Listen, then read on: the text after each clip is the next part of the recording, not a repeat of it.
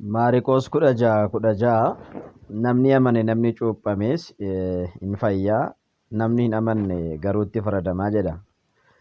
Maariqoos 16:16 irratti waa'ee cuuphaa kaasa. Cuuphaan kun cuuphaa isa kan bishaanitii miti jechuudha. Cuuphaa isa qaama Kiristoos keessatti ittiin cuuphamnudha. Kana jechuun maal jechuudha? Cuuphaan qaama Kiristoos keessatti ittiin cuuphamnu Gooftaa keenya Yesuus Kiristoosiin amanuudhaan nuti Yesuus Kiristoos keessa taana, Kiristoos Yesuus immoo nu keessa ta'a. Kuni cuuphaa qaama Kiristoos jedhama.